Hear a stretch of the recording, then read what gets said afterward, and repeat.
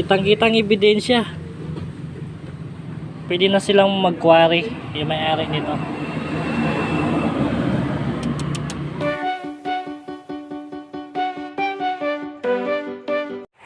Dito pala mga lods, uumpisahan na natin baklasin ng kanyang mga panggilid.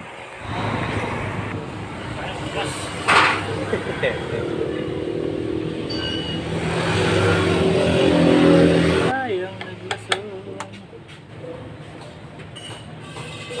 Tadan, tantan. Toy!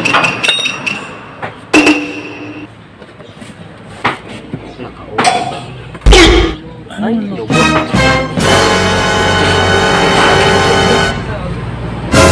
Tuyo.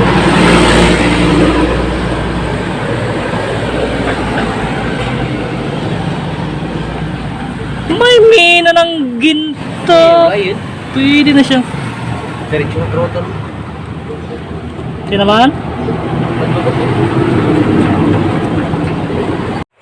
Mga lods, ang kanyang taas ng airbox ay bahagyan na butasan, kaya napasukan ito ng buhangin mga lods.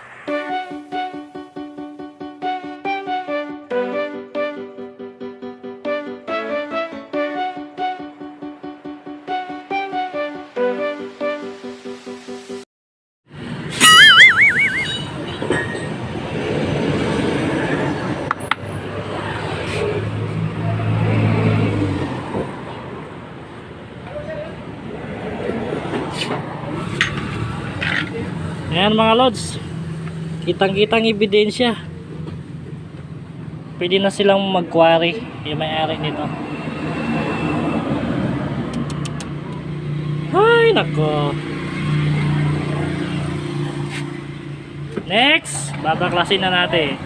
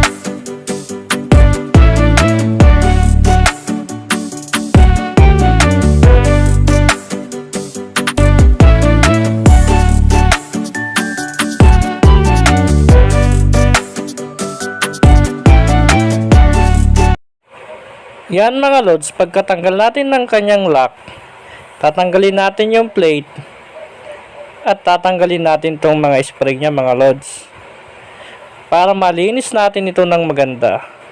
Yan, pag-iwahiwalayin natin yan at lilinisan natin para maganda ang kanyang function. Yan mga lods, malinis na yan.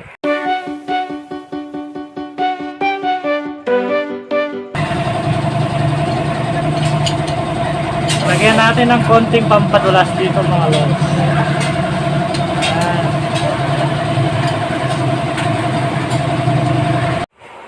Di ko na pinakita paglilinis nito mga lods. Madali lang naman to. Yan mga lods. Kailangan kasi natin lagyan ng grasa yan para maganda ang galawan ng kanyang lining, para hindi ito nag-i-stuck. Sa paglalagay ng grasa nito mga lods, konting-konti lang ilalagay nyo para hindi ito kumalat at hindi maging sanhi ng dragging. Kaya konti lang dapat mga lods ang ilalagay nyo. Ganito ang pinakamabisang paglalagay.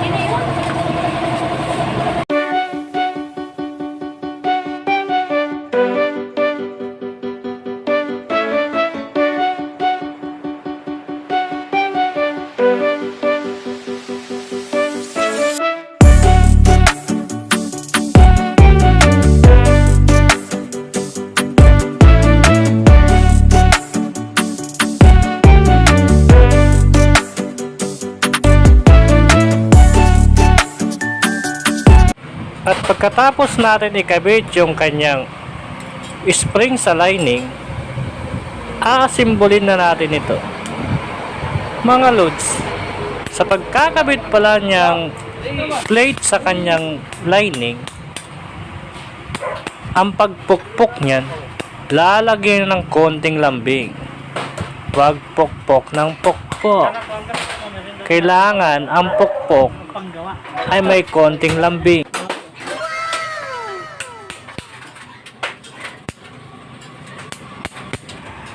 Sa pagkakabit pala ng kanyang lock ng lining mga lods, dapat siguraduhin natin itong pumasok ito sa kanyang lagayan para iwas talsik ng lock mga lods.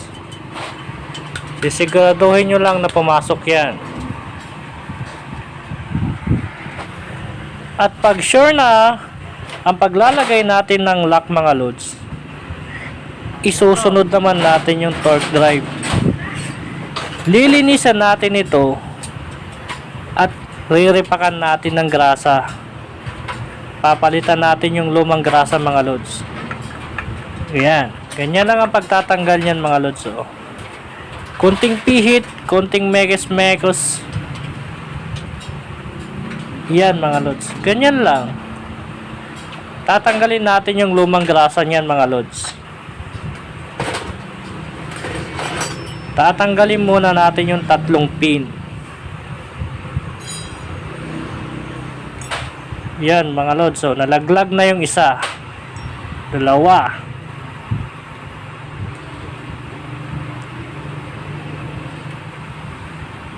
At pag natanggal na natin yung tatlong pin yan mga lods,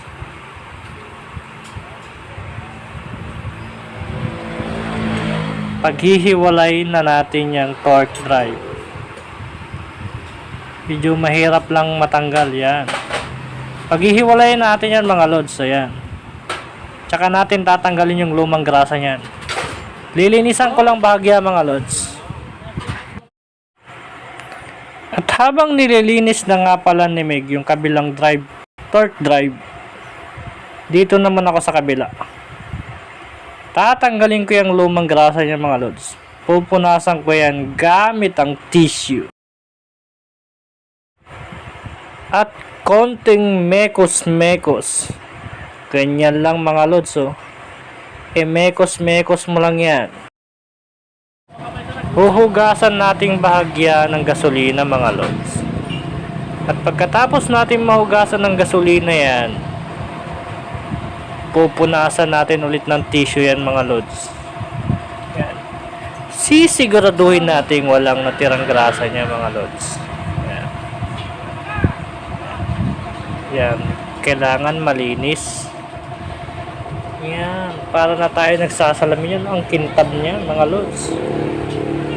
Ganyan lang ang paglilinis ng torque drive. At pag sure na talaga na malinis na yan mga lods, at wala nang naiwan na mga grasa-grasa dyan mga lods, kukunin na natin kay Meg yung kabilang torque drive. Aantay-antay natin konti at di pa natapos ni Meg. Ayan, natapos na rin ni Meg yung kabilang torque drive. Maya-maya riripakan na natin ito ng grasa mga lods. At yan nga pala mga lods, sisimulan na natin itong ripakan ng grasa.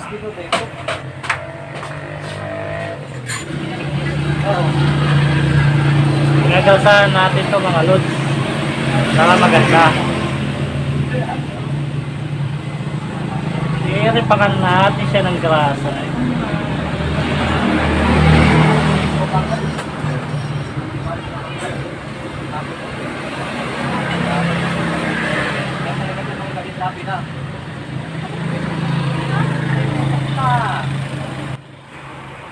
Sa paglalagay pala ng grasa nito mga lods, yung sakto lang, wag namang sobra-sobra. At ang lahat ng sobra ay masama mga lods. kailangan sakto lang din ang paglalagay ng mga grasa. At pagkatapos natin lagyan ng grasa yan mga lods, i-assemble na natin tong torque drive. Sisiguraduhin natin malinis ito. Yan, walang tumapon na mga grasa-grasa dyan mga lods. At pagkatanggal natin ng mga excess na grasa mga lods, yan, maglalagay tayo ulit ng grasa dito sa side na to. Konti lang din mga lods ang paglalagay ng grasa dyan ha. Huwag masyadong marami. Yung konti lang. Pangit kasi pag masyadong madaming grasa ang ilalagay natin dyan. Alam naman natin, yung sobrang sobra ay masama. Kaya dapat sakto lang talaga. Katamtaman ba? Yan, ganyan lang ang paglalagay mga lods. At pag okay na ang paglalagay natin ng grasa mga lods, ibabalik na natin yung 3 pin yan mga lods.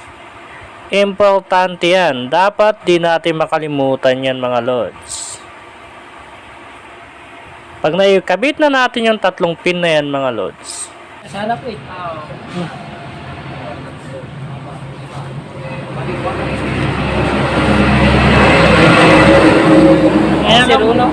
Ayan lang mga lods, so ganyan lang, konti lang yung grasa para hindi yan tumapon-tapon pa kung saan-saan yan. Ayan, ganyan lang.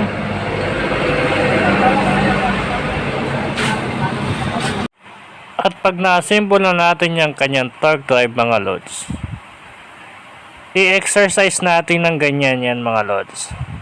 Practice ba? Titignan natin kung okay na ang kanyang function. Pag okay na mga loads yung kanyang torque drive, i-assemble na natin yan. Ikakabit na natin yung center spring at kanyang clutch lining. Nagbabalik kayo niyan kasama paa mga loads. pagkara silang sleeper full 1.5, di ba? Yes naman.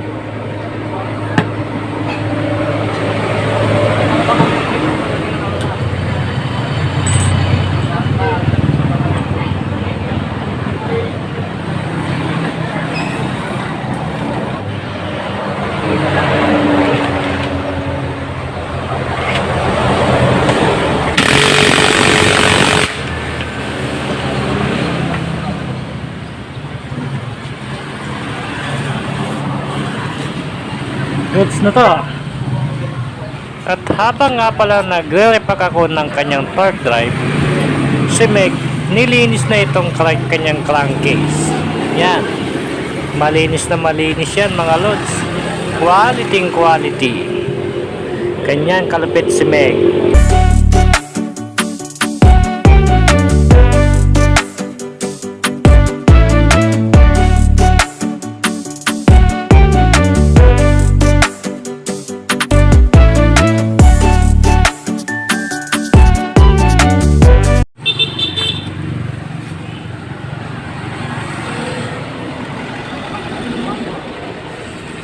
Yan ang bola ang gagamitin natin.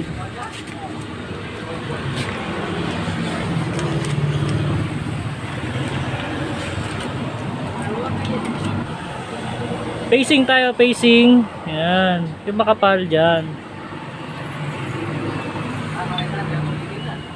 Bali ang mauna, 13.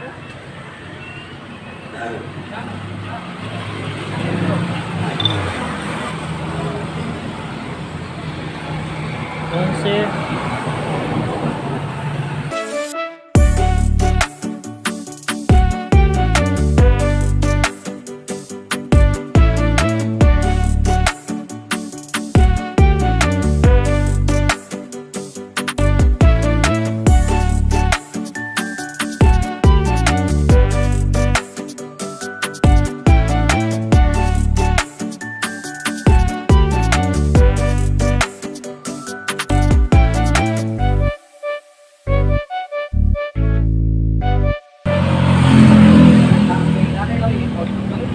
13, 11, 13, 11, 13, 11.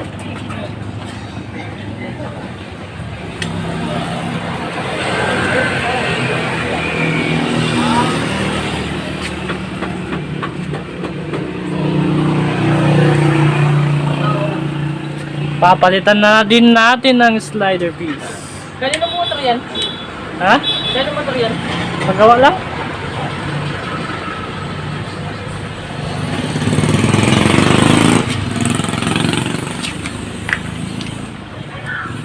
Yun, oh.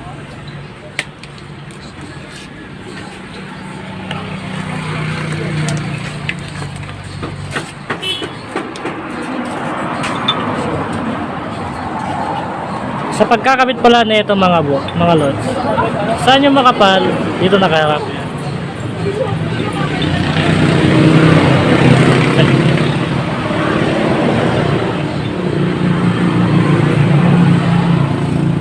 Ayan. Hindi naman pwedeng. No, hindi rin pwedeng pa ganyan. Kailangan. Yun. Sikip na sikip yan, no, mga lods. Yun. Yun. Ano? Nanalo? Talo?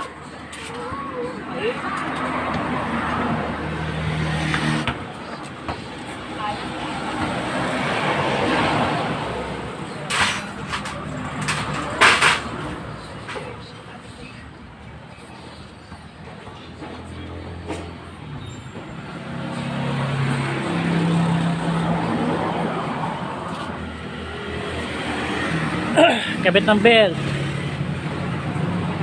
Ayan yung araw niya, oh. Goods pa yan, mga lods.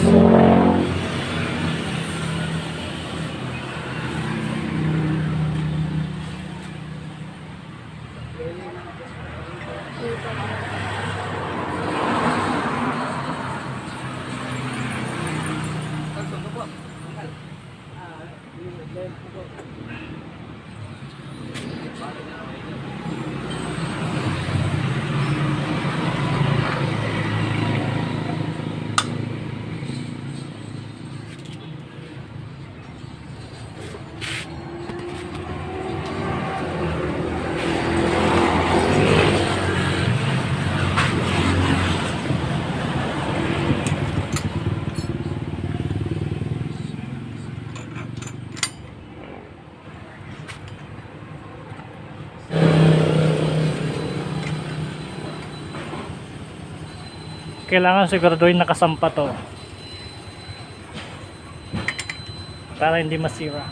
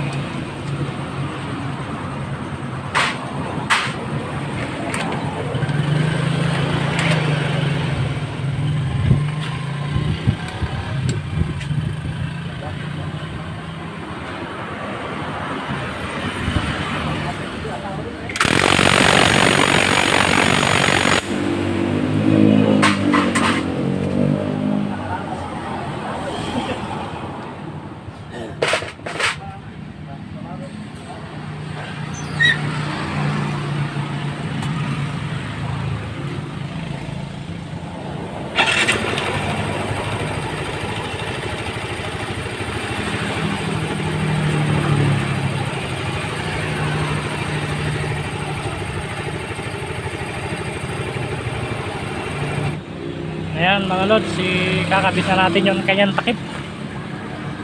Kakabit na natin ito.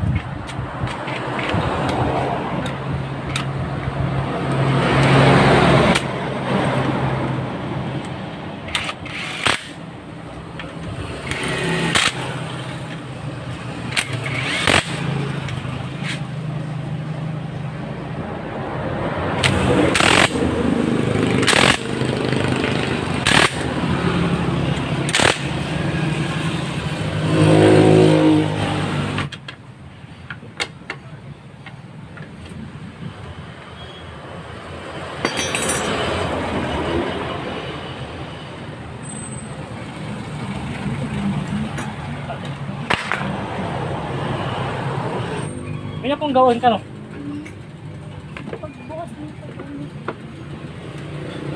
Bukay na mambak at yun eh. Mambak ka na. Amoy na natin eh. Kapi alin no? Oo, tangon tayo. Ako yung passport ko na ito. Nag-vlog yung topic.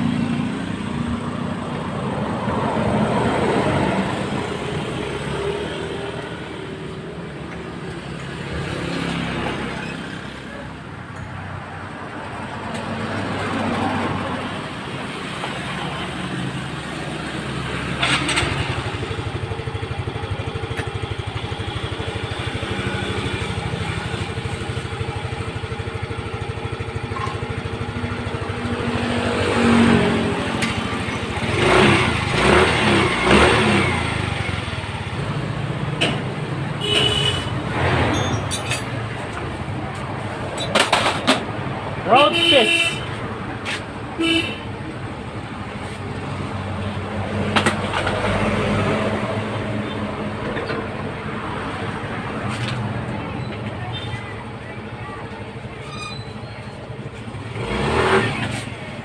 Pagkatapos ko nga palang i-road test tong motor, i-check ko ang kanyang gear oil. At sa tingin ko ay mukhang napasukan rin ito ng tubig mga lods.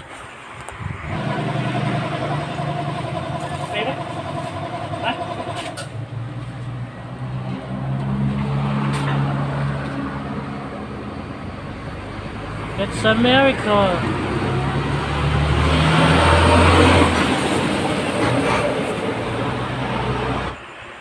Mga lods, pag ganito nga pala nangyari sa may gearbox ninyo at natubigan ito, ang gagawin nyo, ipa-flashing nyo yan.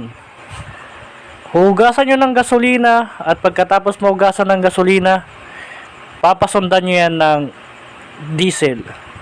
Diesel naman ang panghugas ninyo para make sure na matanggal ang tubig-tubig sa loob niyan mga lods. Sa pagpa-flashing pala ng gearbox mga lods, ilalagay nyo muna yung gasolina sa loob. At pagkalagay nyo ng gasolina sa loob, papaikutin nyo ngayon yung gulong. Ganyan lang ang gagawin mga lods. Ikutin nyo lang ng kamay, huwag nyo nang pa-startin. Yan, kamay na lang ang gagamitin nyo pampaikot sa kanyang gulong mga lods. Para mabalawan yung gear oil na may tubig. Para ma-flashing yan.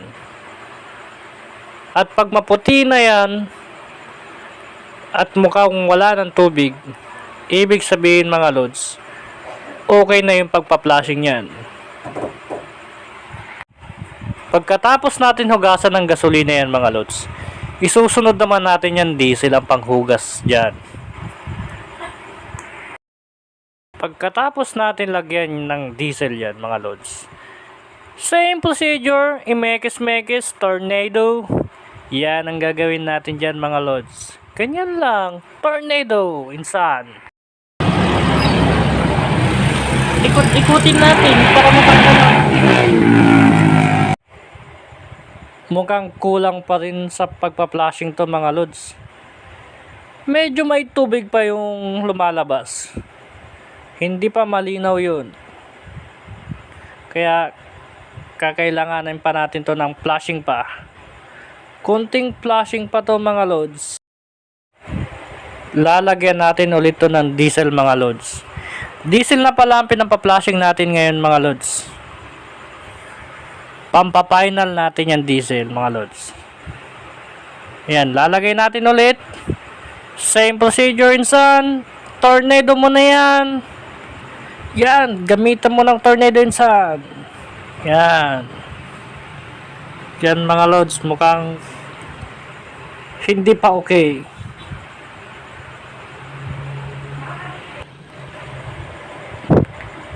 Tuloy-tuloy lang natin ang pagpa-flashing yan mga lods. Hanggang sa maging okay na ang kanyang kulay.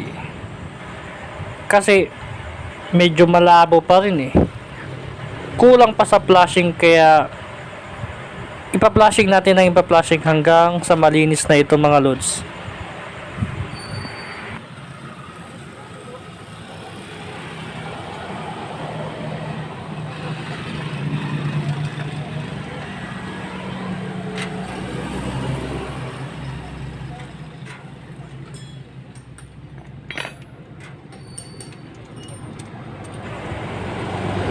Yan mga lods, medyo okay na ang kanyang kulay.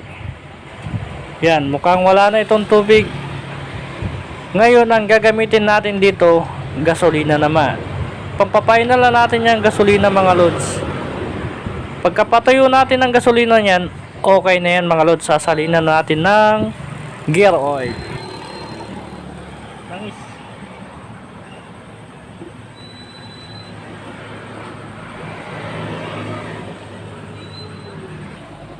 Kaya mga lods, pagka okay na, wala nang tumulo.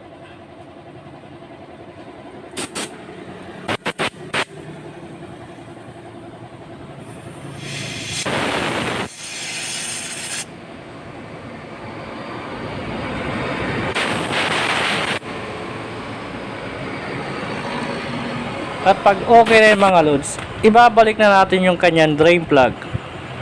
At pagkabalik natin ang drain plug at nasigurado na nating mahigpit na ito, isasali na natin yung kanyang gear oil. Ang gamit pala nating gear oil mga lods, iyan o, Petron baka naman. Yan mga lods, yan ang gamit nating gear oil. Napakabisa niyan mga lods. Napakalupit. Yan mga lods, isasali na natin yan. Isalin mo na yan insan. Yan. Bilisan mo insan. Pagkatapos natin may salin yan, testingin na natin yan mga lods. Siyempre. Oh, tropa, shoutout sa'yo. Makita mo na sa YouTube yan.